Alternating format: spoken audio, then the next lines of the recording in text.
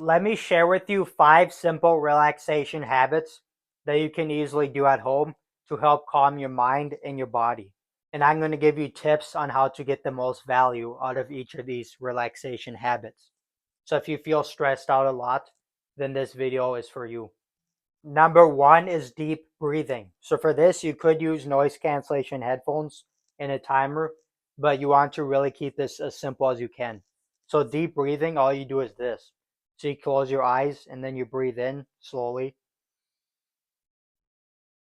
and then you breathe out, but listen and be aware of your breath. So breathe in slowly and then breathe out. And then just listen to your breath and calm yourself down. And for this, you could use a timer, like you could set maybe a 5-minute timer, a 1-minute timer, or just keep it simple. Whenever you want a simple relaxation habit and you feel stressed, just do your deep breathing exercises.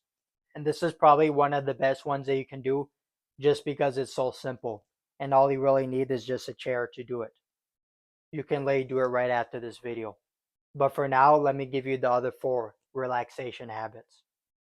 Number 2 is meditation. So for this, I'd recommend you use a timer for this. And I'd recommend you do this during your morning routine. So you have 2 options for this. Either do it for 15 minutes during your morning routine, or do it for 5 minutes during your morning routine. It depends on how serious you want to take this. So for you, what I recommend is just start off with 5 minutes. So that way it doesn't take too much time and you still get the benefits of meditation. Now, here's a difference between meditation and deep breathing. Deep breathing focuses on your breath. You're breathing in slowly and then you're breathing out. But meditation focuses on your thoughts and your imagination. So what you can do during meditation is imagine your dream life. If you have a social media brand, imagine the daily struggles that your target audience has. Imagine which ways you can help improve their lives, stuff like that. So remember this, deep breathing, focus on your breath. And when you're meditation, focus on your thoughts and your imagination and just letting your mind wander. So this should help you with overthinking since you're just letting your mind clear and relax. Because this is a relaxation habit, not a thinking habit.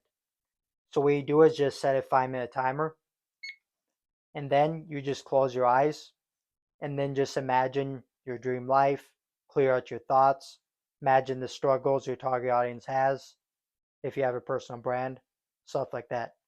So just clear your mind and try to be still if you can, so that way you can relax your mind and your body. Just like that. So keep it simple and calm yourself down. So that way you finish your morning routine feeling calm and feeling focused. So that way you can go win the day. Number 3 is get enough sleep. So I could show you my sleeping setup, but for this, I want to give you the mindset and the foundation to think about for sleep. So here's a practical idea for you. So on a paper, we talk a lot about time tracking. So this is what you can do for your sleep. So look, at the top I wrote time woke up. So for me, I know my sleep schedule is bad, but 12:30 p.m. And then later when I go to sleep tonight, I write down time slept. So for you, every day, fill in these 2 blanks, the time you woke up and the time you slept. And now this is the mindset. What you need to do is you need to figure out what your ideal sleep schedule is. The ideal amount of hours that you want to be in bed, and the ideal time you want to go to sleep, be in bed, and the ideal time you want to wake up. Like for me, what I like to think about is my plan is I want to go to bed when everybody else in the house is asleep. Because when those background noise, like let's say those people talking on the phone or there's a TV going on, that disrupts my sleep. So what I like to do is I find, okay, what time can I go to sleep that everybody else is asleep? And for me, it'll be 12:30 a.m. And then I just see, okay, how much hours of sleep do I need? So like for me, I don't want too much sleep, but I also don't want too little sleep. So I just pick a simple 8.5, 8 hours midpoint. So like for me, my ideal is I want to be in bed by 12:30 a.m. and then wake up at 9 a.m. And remember, that's just my ideal sleep schedule. Your ideal sleep schedule might be different because it's different for everybody. Everybody has different amount of times they should be in bed, different amount of hours they need to sleep. So for you, on a paper or a post-it, write down your ideal sleep schedule, time you want to be in bed, and time you want to wake up. And then every day for your time tracking paper, write down your ideal sleep schedule. The reason is because when you write it down and when you see it every day, it helps remind you and motivate you. Because you can see, okay, like I woke up at 12:30 p.m. That's pretty bad. But I want to wake up at 9 a.m. So like I know, okay, I need to fix this, but I know when I fix this, it can really help out my life a lot. And for you, imagine the difference it'll make in your life if you fix your ideal sleep schedule. So that's why every day on your time tracking paper, write down your ideal sleep schedule. And let me know in the comments below if you want more videos on time tracking. But for now, let's go on to the next idea. Number 4 is reading. Now, it's not just any book, it's these two specific topics. So instead of just reading a financial book, a marketing book, a healthy eating book, what you want to do is you want to read books that help you relax. And for me, these are my two favorite topics for that. And remember, these two things, if you really want to relax, don't even take notes. Just read it and use it as motivation, and just remember the unique ideas that you learn. So these aren't book recommendations, these are just topics that I want to share with you. So number 1 is a biography. So you can keep it simple by starting off by reading 2 pages during your night routine of a biography. So that way when you're reading, you just read and you calm your mind and you get yourself in the mindset of how successful people think. The second type of relaxation book is a classic book. So a classic book, think about as like a book that's 50, 100 plus years old. So not like a recent book, but a much older book. It's the same idea. You can read the book without taking notes.